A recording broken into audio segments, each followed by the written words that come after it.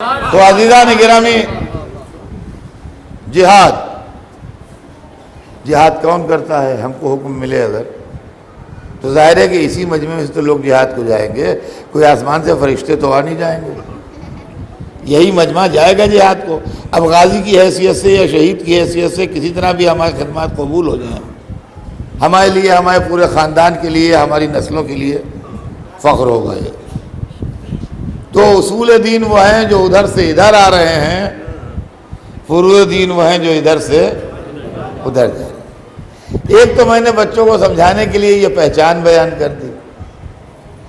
دوسری بات، اب اس کے اندر ایک جملہ اور بھی عرض کر دوں آپ سے، اور ایک فرق اور ہے وہ بھی ابھی بتاؤں گا، ایک فرق اور ہے وہ بھی ابھی بتاؤں گا، لیکن پہلے یہ سن لیجیے کہ یہ پہچان تو معلوم ہو گئی نا کہ جو ادھر سے ادھر آئے وہ اصول، اور جو ادھر سے ادھر جائے وہ فروع۔ اب ایک بات یہ بتائیے، یہ محبت اہل بیت اصول دین میں ہے کہ فروع دین میں؟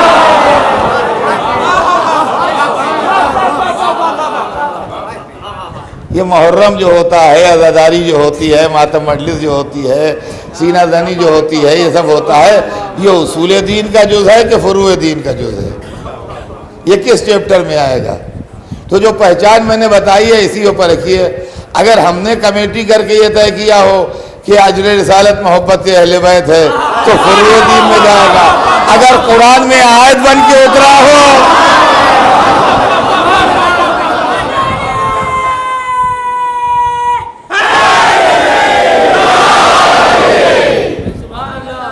آپ ایک بات اور سن لیجئے، یہ میرا مشورہ ہے، اور یہ مشورے کی حیثیت سے اگر آپ قبول کیجئے تو میں ممنون ہوں گا۔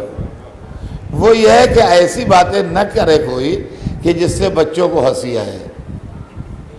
اب آپ کہیں کہ کیا باتیں ہوتی ہیں، آپ سنیے کیا بات ہوتی ہے۔ جو میرا مشورہ ہے کہ قوم ایسی باتیں نہ کرے۔ دیکھیے صاحب، ایسا ہے کہ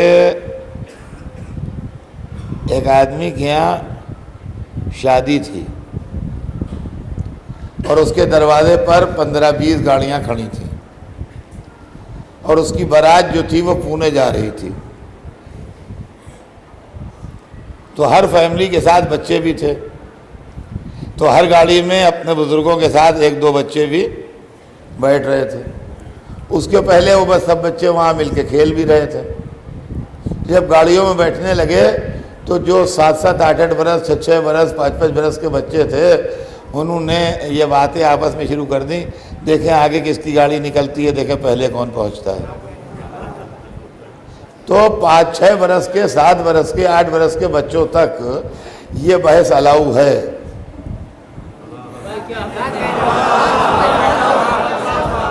کہ دیکھیں آگے کس کی گاڑی نکلتی ہے، دیکھیں پہلے کون پہنچتا ہے۔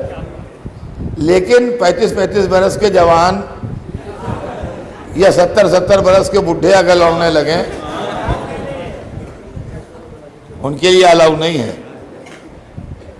جوانوں بڈھوں کے لیے بالکل الاؤ نہیں ہے کہ وہ یہ بحث شروع کرے کہ آگے کس کی گاڑی نکلتی ہے، پیچھے کس کی گاڑی رہتی ہے۔ لیکن بچوں کے لیے بھی اس صورت میں الاؤ ہے جب پوائنٹ اے سے پوائنٹ بی کی طرف سب گاڑیاں جا رہی ہوں۔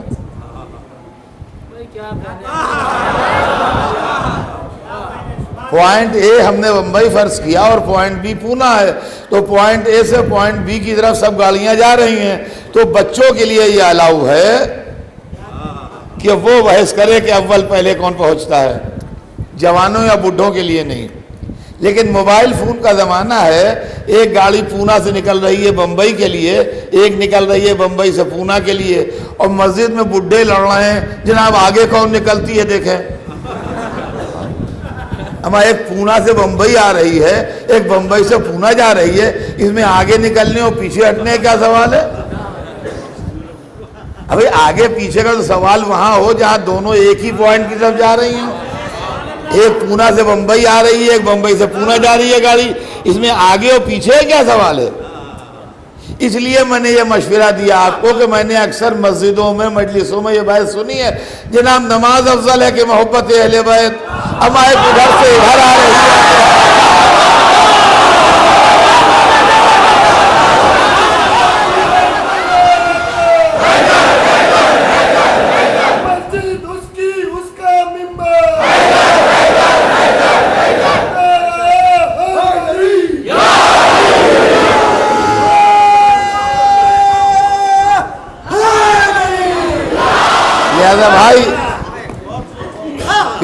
ایسی بحثوں پر پڑھ کے اپنا وقت ضائع نہ کیجیے،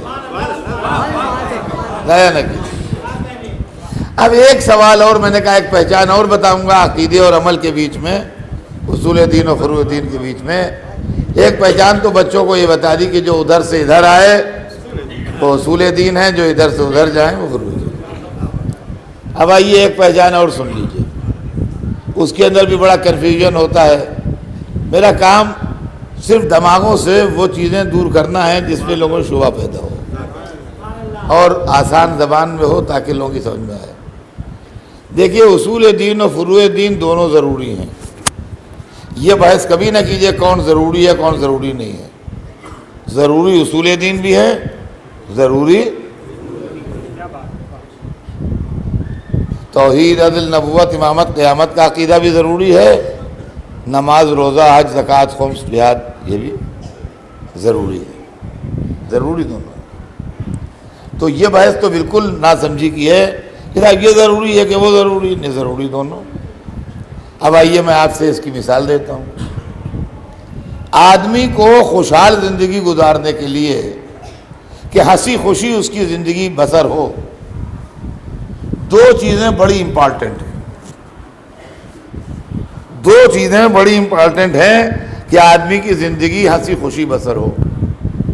ایک یہ کہ اس کے پاس اتنا پیسہ ہو کہ جتنا اس کے ہم چشموں کے پاس ہے۔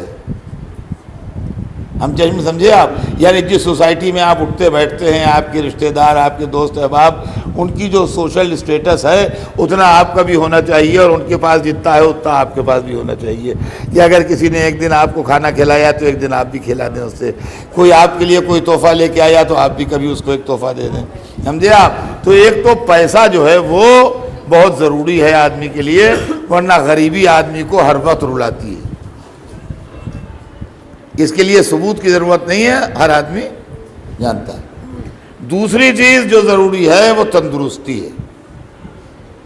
وہ لوگ جو روز کے بیمار ہیں، جب دیکھو ڈاکٹر کیا بیٹھے ہیں، آج سانس پھول رہی ہے، آج درد سر ہے، آج بخار چڑھا ہوا ہے، وہ بھی آدمی کو رلاتی ہے، صحت بھی رلاتی ہے آدمی کو۔ لہذا آدمی کی تندرستی بھی نارمل تندرستی ہونا چاہیے، کوئی پہلوانی نہیں، مگر پھر بھی نارمل تندرستی آدمی کی ہونا چاہیے۔ یہ دو چیزیں ضروری ہیں۔ اب آپ کہیے صاحب زیادہ ضروری کون ہے؟ زیادہ ضروری دونوں ہیں۔ غریبی بھی تکلیف دیتی ہے اور بیماری بھی تکلیف دیتی ہے۔ الفانسو آم بکنے لگے بمبئی میں، ان کا آگے الفانسو آپ نے کھایا؟ جی کہنے لگے کیا کھائے؟ 3 برس ہوئے، ایک پھانک کھا لی تھی، 3 دن پیٹ کے درد میں تڑپے، سینکڑوں روپیہ علاج میں خرچ ہو گیا۔ تب سے صاحب ہاتھ جوڑ لیا کہ اب ہم نہیں چکھیں گے بھائی، ہماری صحت ہی اس قابل نہیں ہے۔ دردناک معاملہ ہے کہ نہیں؟ یہ سارا شہر کھا رہا ہے اور ہم منہ دیکھ رہے ہیں۔ ایک تصویر۔ دوسری تصویر، ان کا آ گئے الفانسو آپ نے کھائے؟ ارے کیسی باتیں کرتے ہیں آپ، یہ امیروں کے لیے غریب آدمی کہیں کھا سکتا ہے؟ یہاں 2 وقت کی روٹی کے لالے ہیں، آپ الفانسو کی بات کر رہے ہیں۔ یہ بھی بڑا دردناک معاملہ ہے۔ آپ انصاف سے سوچیے کہ دل دکھے آدمی کا۔ تو پیسہ بھی ضروری ہے آدمی کے لیے اور تندرستی بھی ضروری ہے، مگر دونوں میں ایک فرق ہے۔ فرق یہ ہے کہ تندرستی ٹرانسفریبل نہیں ہے، پیسہ ٹرانسفریبل ہے، سمجھے آپ۔ ایک آدمی پہلوان نما ہے، بہت مضبوط، اور اس کا ایک ہی لڑکا ہے اور روز کا بیمار، اس ڈاکٹر کی یہاں، اس حکیم کی یہاں، اس وید کی یہاں، ان کا کلکتے لے جائیے، وہاں ایک ہے کلکتے لیے جا رہا ہے، ان کا دلی میں حکیم صاحب ایک ہیں، وہاں دکھائیے، دلی لیے دوڑا چلا جا رہا ہے، ان کا لکھنؤ چلے جائیے، لکھنؤ جا رہا ہے، پیسے بھی خرچ کر رہا ہے، دوڑ رہا ہے، لڑکا جو ہے وہ دبلا ہی ہوتا چلا جا رہا ہے، کچھ نہیں ہو رہا ہے اس کے لیے، فائدہ نہیں ہو رہا ہے۔ اپنی ہیلتھ میں سے 1% بھی اگر دے دے لڑکے کو تو لڑکا توانا ہو جائے گا، تندرست ہو جائے گا، مگر اپنی ہیلتھ جو ہے وہ ٹرانسفر نہیں کر سکتا اپنے بیٹے کے نام۔ لیکن اگر پیسہ ہے آپ کے پاس اور آپ نے سنا کہ آپ کا دوست آج کل پریشان ہے، آپ رات کو ایک ہینڈسم اماؤنٹ لپیٹ کے لے گئے اخبار میں، اس کے تکیے کے نیچے رکھ دیا، وہ کہتا بھی رہا کہ نہیں ضرورت نہیں ہے، ہم کہا رکھیے آپ، انشاءاللہ بعد میں دیکھا جائے گا، سمجھے، آپ ادا کر دیجیے گا بعد میں کبھی۔ تو آپ اپنے پیسے سے اپنے دوست کی غریبی دور کر سکتے ہیں، لیکن اپنی تندرستی سے اپنے بیٹے کی تندرستی نہیں ٹھیک کر سکتے۔ عقیدے اور عمل میں یہی فرق ہے، عقیدہ ٹرانسفریبل نہیں ہے، عمل ٹرانسفریبل ہے۔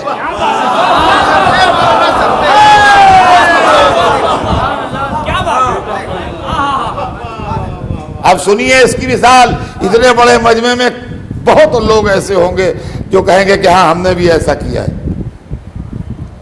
جب آدمی کا کوئی عزیز اقارب مر جاتا ہے تو شریعت کہتی ہے کہ اگر اس کے اوپر نماز قضا ہے یا روزے قضا ہے یا حج یا زکوٰۃ و خمس وغیرہ باقی ہے تو ادا کر دیا جائے۔